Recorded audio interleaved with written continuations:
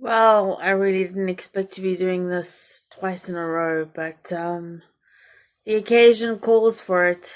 Today is a really special day. I am so grateful to be living in a day and age, especially where my daughter is growing up, in a day and age where we can talk about sexual abuse and gender-based violence. Um, wow, it's um it's sad to say that there are so many of us with stories.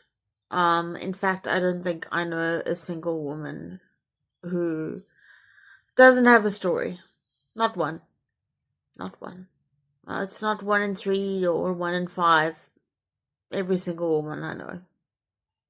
Um, it started with, gee, when did it even start? I don't know. A neighbor touching me inappropriately. It's peers touching me inappropriately. Before I was even 10. Um, then, a lot of you will know that I grew up in a very broken home. My dad was an alcoholic and he just wasn't around. Which left my mom to raise two teenagers. I was a really good girl. I was a really good girl. Till I reached about the end of grade 8. Um, my heart had been shattered that year. My first love had moved to Sweden, and we realized that a long distance relationship wasn't gonna work. So the wheels fell off the bus for me. Towards the end of the year and the beginning of the following year, I developed a really bad anorexia. But aside from my self-esteem doing a complete nosedive, I became a notch in someone's belt. I was 14, turning 15, when I got the line, if you obviously don't love me because you won't sleep with me. And I remember when he told me that, I was so angry. Um, I told him to leave. I told him I couldn't believe that he would try and manipulate me with something like that. Um, but eventually he pressured me and pressured me and pressured me, and I gave in. And I believed him. I believed him when he told me that he loved me. And our relationship carried on for about another 3 weeks, and he ended up dumping me the day before Valentine's Day. Um, to say I was crushed is there aren't words. There aren't words. I feel like we were taught as little girls that our virginity is something that once it's taken away from us, we're ruined. And I think that's really sad. I think that a healthy way to raise our daughters, this is just my opinion, it's just sexual experience, really. It's not like that we're in the 1700s or in the Victorian era where, they do virginity checks to check if you're worthy of being married off as a noblewoman. Like what the fuck, actually. But I did. I felt empty. I felt robbed. I felt um I felt like something had been taken away from me that I would never get back. And I completely fell off the rails at that point. I went down to about 42 kilograms. That was the last time I weighed myself. I became addicted to alcohol to drugs to anything that would numb out the pain. And I allowed, I didn't allow it. I put myself into positions where, why am I self blaming? I'm, I did experiment with drugs and alcohol. It did not give the men around me, the boys. I mean, geez, they were only 18. They were boys. If I look at my child, my oldest child is 17, turning 18, and she's definitely a child. But it doesn't change what happened. And they would wait until either I couldn't fight it off or I was too high or too drunk, and they would just take whatever they wanted. Particularly a boy who was dating me and then my best friend, and then couldn't decide between the two of us, and I cut feelings and ties with this guy. He also happened to be the best friend of the guy that broke up with me after losing my virginity to him. And yeah, so he would periodically push me up against the wall and just take whatever he wanted, and I felt like either physically I couldn't fight it, or I don't know, that he was entitled to me somehow. I also felt like it was the closest that I could get to this boy that I wasn't. I loved him. I loved the boy that I lost my virginity to, and he broke my heart. And somehow connecting with this horrible, horrible guy made me feel like I was somehow slightly closer to the boy that broke my heart, but it really wasn't. It wasn't like that at all. Um, it was rape. It was rape. I didn't scream. Um, was I wearing promiscuous clothing? Probably. Um, was I high? Was I drunk? Yes, and yes. Did it make it okay? No. No, it didn't. Um, that was my grade 9 year. I ended up dropping out halfway through grade 9, actually, to get away from the toxic people that were in my life. Um, and then I got a job as a waitress, and my mom finally got her visa to come through, and I went to go and live with my sister, and I ran away from her. I ran away from her and I went to go and live with my friend in Bishop's Court, and basically we were a bunch of kids running a household. It was insane.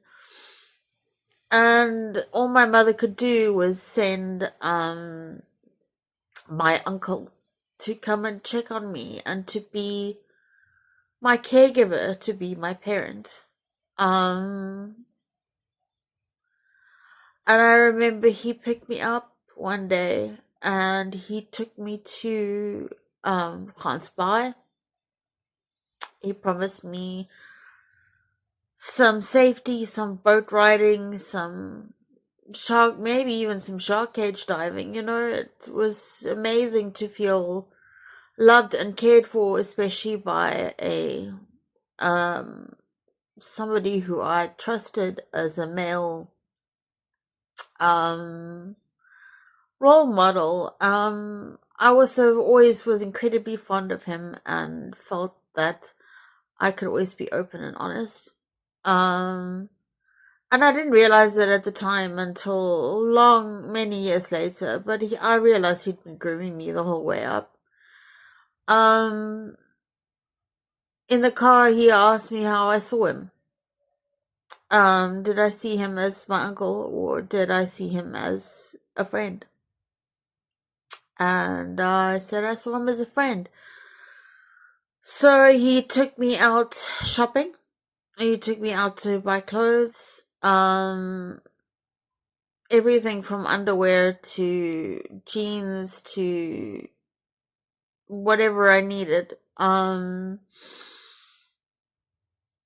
then he took me out for dinner. And then we went back to our bed and breakfast place, and he knew that I was already a problem child. I'd also spoken very openly about um the guy that I was dating, who was a hell of a lot older than me. He was aware that although I was only 15 years old, I had experience sexually. So he thought it was okay to try and prime me with a bottle of Southern Comfort. Luckily for me, by that stage, I had a liver made out of steel. Um, so I handled my alcohol really well. I fucking shudder. I shudder to imagine what would have happened if it wasn't me, if I hadn't had the experiences that I'd had. But he tried to convince me to sleep with him. I remember him hugging me goodnight when I turned him down, and I remember his erection pressed firmly against my leg and how sick it made me feel. Um, I then ran away and I went to go hide in my bedroom and I locked the door and hugged a book of Psalms that I found in the drawer of my room, which was so weird because I used to actually tear pages out of my mother's book of Psalms to roll joints. But I found some comfort there. And then on the next day I lied to him in the morning and I told him that one of my boyfriend's friends had been in a terrible bike accident and I had to go home. So I got him to put me on a bus and home I went. And when my mother found out what had happened, she wanted to know what I'd done to let him on. She didn't believe what had happened, or maybe she just didn't want to believe what had happened. And later on came out that it hadn't just happened to me. This man had perpetuated the same behavior towards many of my female relatives um, to protect their identity. I won't elaborate any further, and it's been a long time coming since I've told this. I've been wanting to tell this story. It was really difficult, Later on, I bonded with my cousin, and much later on, like I was in my 30s already, and I'd already had Matthew, and I was terrified. I was terrified of going to her baby shower and the idea of him being there. And I looked at the way her mother looked at me. And then I wondered why she suddenly cut contact with me after being so excited to have me back in her life. And I have to wonder what stories were told about me. Um, or my family, or what they knew, or I don't know. I don't know. I just know that he's still out there alive and kicking and keeping the lie alive. Um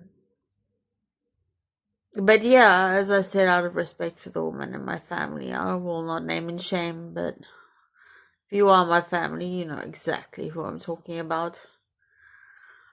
As far as gender-based violence goes, I have not had a I have not had a long-term relationship until my current partner Zach, where I have not been abused. I have been hit. I have been sexually abused. I have been raped by my partners. Um, I have broken coccyx that will never heal. Um, Emotional abuse, economic abuse, everything that you can imagine. Um, they say, you know, if you've been abused as a child, um, you're just like so many times more likely to face the same abuse as an adult. And yeah, as my dear friend Rose said, you know, my instinct is to just like cancel this whole voice note and this whole video and pretend that none of it ever happened, because staying quiet is just easier. But it's not. And I wish that I could find a place to put the anger, and I don't. I'm not trying to bring it out in my music. Um but I'm angry because I feel like I could have been someone else and I wasn't. Um I feel like my childhood was stolen from me. I had so much potential and I was robbed. And I kept trying to fill that hole with men who were abusive. And I'm glad that I finally got to the point in my life where I've stopped the cycle. Um but yeah, there are too many of us. There are too many of us with Me Too stories. I can go into more sordid detail, but I don't think that it's really necessary at this point. I guess the whole idea is to just stand in solidarity with so many women who are producing videos like this today. And it should be front and center. We are not notches in somebody's belt. Um, we're not an excuse. We're not a price to be paid for being cared for or looked after. You know, our sexuality is not a price tag. Um, and a child is a child.